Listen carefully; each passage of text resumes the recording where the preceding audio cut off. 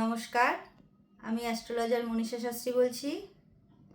2রা September 5টা 22 লাগছে অমাবস্যা, আর 3rd সেপ্টেম্বর মঙ্গলবার সেটা 7টা 25 গিয়ে ভোরবেলা মর্নিংয়ে অমাবস্যাটা শেষ হচ্ছে। এই অমাবস্যাটা কিন্তু কৌশিকী অমাবস্যা। এই অমাবস্যাতে কিন্তু অনেক রকমের ক্রিয়া করা হয়। কারুর যদি গ্রহদোষ থাকে, কারুর যদি রাশিচক্রে নেগেটিভ প্রভাব থাকে, কারুর ধরুন সময় ভালো যাচ্ছে না, অর্থ কষ্ট যাচ্ছে বা মানসিক কোনো টেনশন যাচ্ছে, শরীর স্বাস্থ্য কিন্তু ধরুন দিনের পর দিন খারাপের দিকে যাচ্ছে, সেক্ষেত্রে কিন্তু এই অমাবস্যাটাকে আপনারা কাজে লাগাতে পারেন।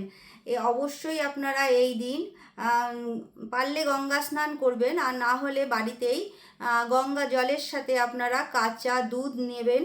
তার মধ্যে অবশ্যই নেবেন হচ্ছে 11টা গোলাপ ফুলের পাপড়ি, আর নেবেন তার মধ্যে খানিকটা হচ্ছে গোলাপ জল।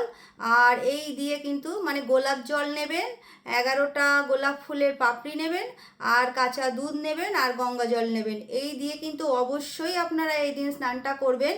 যদি কোনো নেগেটিভিটি থাকে, যদি রাশিচক্রে কোনো গ্রহদোষ থাকে, যদি কোনো অশুভ মানে আপনাদের এই সময় দশা অন্তর্দশা চলে, তাহলে কিন্তু অনেকখানি আপনারা রিলিফ পাবেন।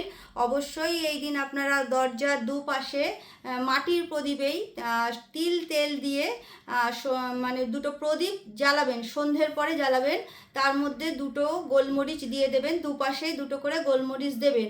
এই দিন যারা অর্থ কষ্টে ভুগছেন বা অর্থের সমস্যা আসছে, কিছুতেই আপনারা মানে টাকা পয়সা সেভাবে আয় করতে পারছেন না, বা আপনাদের মনের মতো আপনারা কিন্তু ইনকামের জায়গাটায় যেতে পারছেন না, সেক্ষেত্রে অবশ্যই চেষ্টা করবেন ভীমসেনী কর্পূর, বা যদি না পাওয়া যায় এমনি কর্পূর নেবেন। সেই কর্পূরের সাহায্যে ওর মধ্যে অল্প একটু ঘি দেবেন।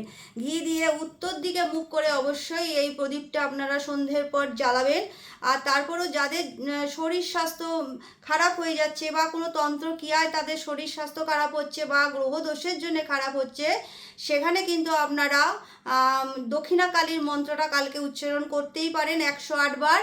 ওং হ্রিং ক্রিং দক্ষিণা কালিকাই নমঃ, এই মন্ত্রটা কিন্তু অবশ্যই জপ করবেন 108 বার সন্ধ্যের পর। যাদের শরীর স্বাস্থ্য নিয়ে অনেক সমস্যা হচ্ছে, যাদের শরীর দিনের পর দিন খারাপ হয়ে যাচ্ছে, আর যাদের মনের ইচ্ছা পূর্ণ হচ্ছে না, বা একদম শেষ সময় কোনো কাজ আটকিয়ে যাচ্ছে, কাজের জায়গাটা ঠিকঠাক হচ্ছে না, তারা কিন্তু অবশ্যই ওং হুং হ্রিং প্রচোদয় ফট সহা এই মন্ত্রটা যদি পারেন একটু হাবান করবেন, তাহলে কিন্তু 1008 বার কিন্তু এই মন্ত্রটা অবশ্যই মানে জপ করবেন সন্ধ্যের পরে। কালকে যে অমাবস্যাটা আপনারা পাচ্ছেন, সেই অমাবস্যায় কিন্তু অনেক নেগেটিভ প্রভাব থেকে আপনারা যদি এই কাজগুলো করেন, অবশ্যই কিন্তু ভালো থাকতে পারবেন।